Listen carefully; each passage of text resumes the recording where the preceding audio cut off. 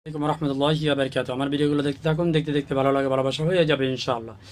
পাটগ্রাম সীমান্তে নারী শিশুসহ ৯ জনকে পুশিং করল বিএসএফ। আসুন বিস্তারিত।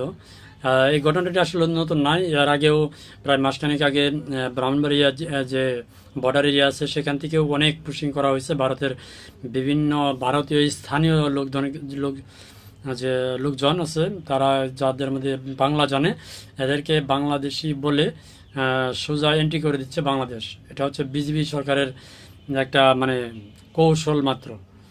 সেই জন্য বিজেপি সরকারকে আমরা অ্যাকচুয়ালি পছন্দ করি না। লালমনিরহাটের পাটগ্রামে উপজেলার বুড়িমারি সীমান্ত দিয়ে টানা বৃষ্টির সময় ৯ জনকে পুশিং করেছে ভারত সীমান্ত রক্ষী বাহিনী বিএসএফ। পুশিংয়ের শিকার নারী শিশুসহ ৯ জনকে আটকের পর থানায় দিয়েছে বিজিবি। আজ বুধবার গত বুধবার আজ বুধবার 13 আগস্ট ভোরে লালমনিরহাটের পাটগ্রাম উপজেলায় বুড়িমারি বামন দল সীমান্ত দিয়ে তাদের পুশিং করে।